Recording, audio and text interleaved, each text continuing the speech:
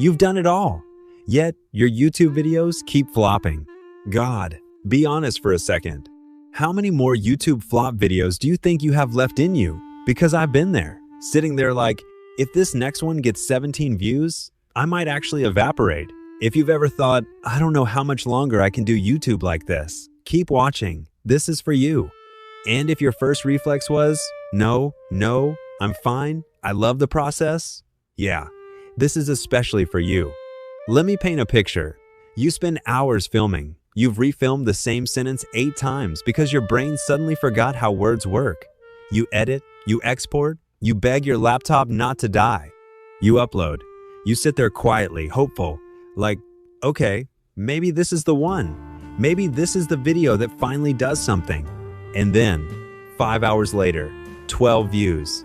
Your mom, your cousin, your best friend, and some random persons from a country you've never even been to who left after 4 seconds. You close the app and pretend you don't care. You tell yourself, it's fine. I'm building a library. It's about the long game. Trust the process. And then, at 2 a.m., you open your analytics again just to check. Your stomach drops. Again. If any of that felt uncomfortably specific, hi. You might have shadow creator syndrome. And I say that as someone who literally made up that term because I needed a name for whatever this thing is that small creators go through. I'm a psychologist and a tiny YouTuber, so I'm basically double majoring in overthinking. Here's what shadow creator syndrome feels like. You're doing everything right, or at least everything the internet told you to do. Post consistently, make better thumbnails, engaging hooks, value, niche down, use trending sounds, be authentic but also optimized. But also just have fun. And you're like, cool, I have no idea who I am anymore, but sure. You post, you try, you optimize, and still nothing. It's like you're standing on a giant stage, lights in your face, microphone on, and the seats are empty. Not even a heckler, just silence. And your brain starts whispering, maybe I'm just not interesting. Maybe I started too late. Maybe nobody actually cares what I have to say. That's the part that hurts. It's not just the low views, it's what your brain does with the low views. You don't see 12 views. You see, I am a failure. In HD, I talk to creators. I am a creator. I see the DMs. I see the comments. So many people are one more flop away from deleting their channel and pretending it never happened. But on the outside, we're all like, haha, views don't matter. I'm just doing this for fun. Sure, Dave. So, what's actually going on? Let me use my psychology brain for a second. YouTube is basically a giant slot machine dressed up as a creator opportunity platform. Sometimes you upload and it randomly does okay. Not viral, just not humiliating. And your brain is like, we won, do it again. So you do it again. Same effort, same energy, maybe even a better video, and it tanks. Again. Now you start spiraling. What did I do wrong? Was it the title? Was it the thumbnail?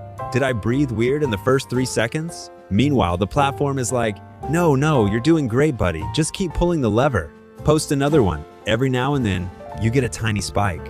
One short gets 2,000 views out of nowhere, and you're like, this is it. This is my moment. I knew it. We're back.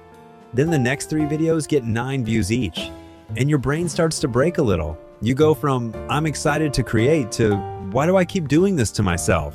Honestly, this isn't just discouraging. It's a special kind of slow burn rejection. It's like being ghosted, but by an app. You never get a clear no. You just get silence. Again and again and again. And people around you don't get it. They're like, well, at least you're doing what you love. Or, have you tried posting more? Oh wow, Brenda, post more? What a genius idea. You start questioning everything. Your skills, your personality, your voice, your ideas. You watch creators who started after you zoom past you. They're making I quit my job for YouTube videos and you're over here like, I got 3 views while I was sleeping. And it starts feeling less like a hobby and more like this long public experiment in how much rejection can one human take. So, what do? Because I don't want this to just be a group therapy session where we all cry and then go back to refreshing our analytics. Let's talk about how to survive this without destroying your brain. First thing, you have to stop letting the algorithm be your therapist. Your analytics are not a personality test.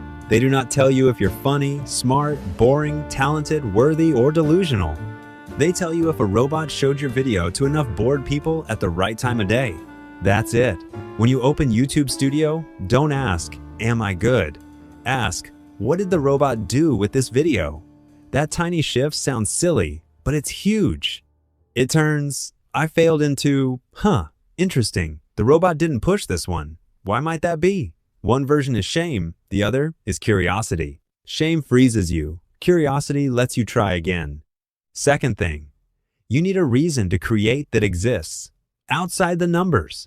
I know everyone says, "Love the process," and it sounds like motivational wallpaper, but I mean this in a very practical way.